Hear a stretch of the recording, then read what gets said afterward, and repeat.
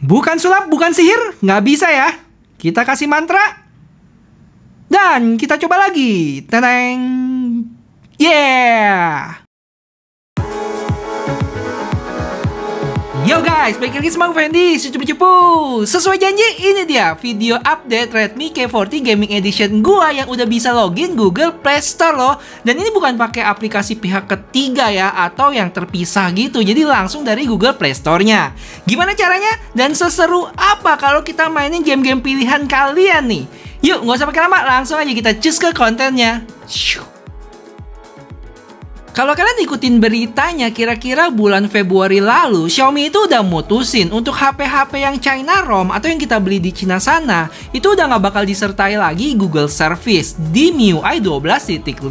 Dan itulah kenapa Redmi K40 Gaming Edition gua nggak bisa login ke Google Play Store, jadi nggak bisa install aplikasi kayak biasa. Tapi beberapa hari lalu, gua baru aja nih dapat software update di Redmi K40 Gaming gua. Jadi itu sekitar 161 MB dengan kode MIUI 12.5.5.0 RJKC gitulah. Yang mana di dalam software update ini Xiaomi menyertakan lagi Google Service. Artinya yang sebelumnya pas gua buka Google Play Store nggak bisa pencet tombol sign in, setelah update jadi bisa dan pakai kayak biasa aja deh si Google Play Store-nya. So, gua udah borong nih banyak game-game pilihan dari kalian dan mohon maaf ya kalau ada game kalian yang nggak masuk di sini. Yaudah, langsung yuk kita cus ke game yang pertama. Kita mulai dari game yang termaksud berat di sini, yaitu Genshin Impact dengan settingan rata kanan 60 fps. Saat gua main di 5 menit pertama mulai berasa anget ya, terus di menit ke-8 gitu udah berasa panas.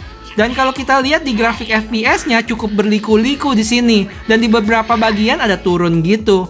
Itu saat gue lagi lawan musuh, tapi lucunya ada polanya gitu ya. Kalau lagi nggak ada musuh ada di sekitar 40 fps. Dan kalau lagi ada lawan musuh ada di 30 fps. Gue main total sekitar 15 menitan dan suhu ada di 44 derajat. Dan sayangnya di HP ini nggak kebaca ya untuk suhu CPU atau suhu baterainya. Jadi gue ukur manual aja. Overall walaupun FPS-nya nggak stabil, tapi asal kita masih dapat di 30-an fps sebenarnya masih oke kok. Nggak berasa ada putus yang parah kayak gitu, masih nyaman buat dipakai. Cuman ya panasnya itu aja. Lanjut kita main PUBG. Di sini dapat settingan Smooth Extreme, Balance Ultra, HD Ultra, dan HDR Ultra. Untuk gyro pun cukup responsif menurut gua, seperti yang bisa kalian lihat ini. Untuk pengalaman gamingnya nggak ada komen sih, cukup stabil emang, dan gua nggak berasa ada frame drop dengan settingan Smooth Extreme ini. Dari sisi FPS juga dapat rata-rata 58,9, dan kalau kalian lihat ada turunan tajam itu artinya pas lagi pergantian game, jadi harusnya nggak masuk hitungan. Total gua main hampir 20 menit di suhu anget dikit aja, yaitu sekitar 36 derajat.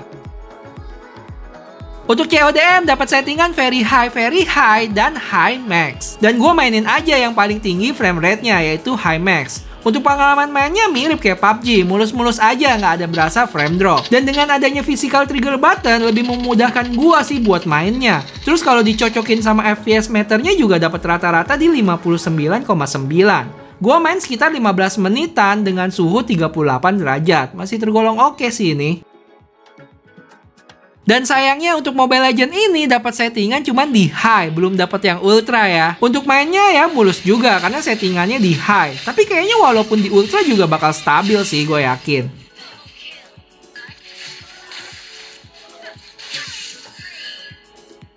Terus ini dia grafik FPS-nya. Kalau kalian lihat di awal-awal nggak stabil itu bukan pas ngegame ya, tapi pas lagi di lobby. Waktu itu gue mulai jalanin FPS-nya agak kecepatan aja. Gue main satu game sekitar 13 menitan dengan suhu akhir 36,3 derajat.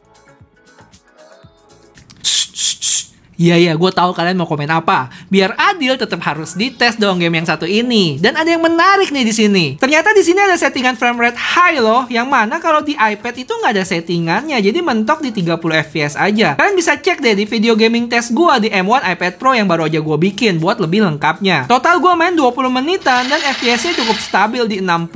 Kalau kalian lihat ada drop tajam di sana, itu gara-gara perpindahan game ya kayak biasa. Untuk suhunya standar di 37-an derajat.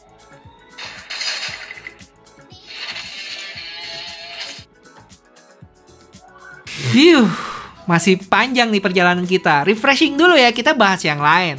Jadi banyak nih yang komen dari kalian tanya, "Bang, itu FPS meternya pakai apaan?" Oke, gue jawab ya. Gue pakai aplikasi yang namanya PerfDock. Jadi di sini kalian install aplikasinya itu di laptop kalian. Jadi nanti disambungin ke HP kalian lewat kabel. Sebenarnya bisa lewat WiFi sih, tapi ada beberapa limitasi kalau pakai itu. Nah, ini sekarang buat jawab beberapa komen kalian ya yang bilang, apa nggak panas tuh bang ngegame sambil ngecharge? Nah, udah kejawab ya. Jadi itu sebenarnya buat baca FPS. Oke, lanjut kita ke game selanjutnya. Untuk game PES 2021 ini bisa dapat grafik high dengan frame rate 60 fps. Pas mainnya juga nggak ada lag atau apa. Gua main total sekitar 10 menitan dengan skor 2-1 nih buat kemenangan gua lawan komputer. Hehe.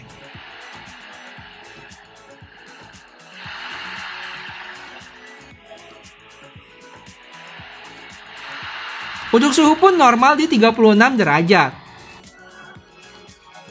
Untuk Wild Rift sayangnya masih belum bisa unlock 90 atau 120 fps, masih di 60 doang. Dan dari komen teman-teman sebelumnya katanya itu masih untuk device-device tertentu.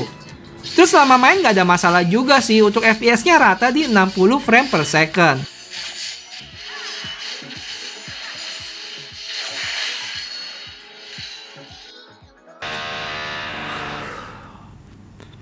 Tetangga lagi ngebor guys, aduh.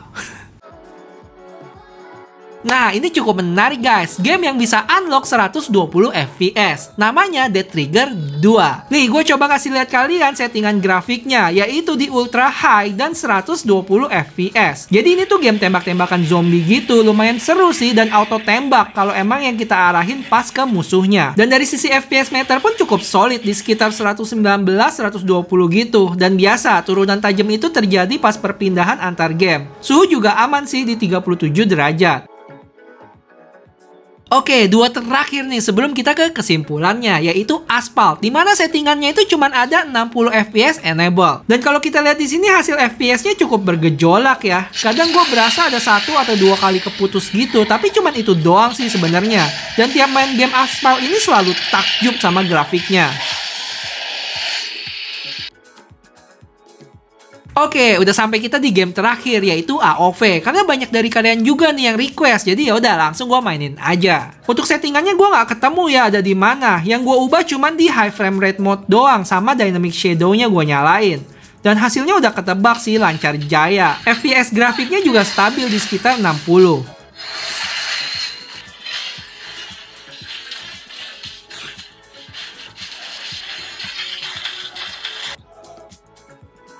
Overall menurut gua dari 10 game yang kita coba tadi tuh cukup asik ya buat dimainin. Kecuali Genshin Impact tadi tuh agak kewalahan dia. Cuman wajar ya karena itu game berat dan settingannya yang tinggi juga. Kalau kalian turunin settingannya lebih mendingan kok. Ditambah dengan tombol physical buttonnya itu jadi lebih mudahin gua sih buat main. Apalagi untuk game-game shooting sama kayak Genshin Impact tadi tuh. Akhir kata HP gaming dari Xiaomi ini atau lebih tepatnya Redmi atau mungkin Poco kalau di rebrand nanti patut dipertimbangkan nih kalau kalian lagi incer HP gaming yang terjangkau. Jadi moga-moga cepet keluar di Indonesia ya. Oh ya, satu lagi gue pengen dengar dari kalian. Kira-kira format gaming test di video ini gimana? Kalian ada masukan nggak? Atau sebenarnya kalian lebih suka di format gaming test terakhir nih yang untuk iPad Pro itu? Ditunggu komen kalian ya. Jadi segitu dulu videonya. Semoga bermanfaat dan bantu like video ini oke? Sampai ketemu di video selanjutnya. Bye-bye.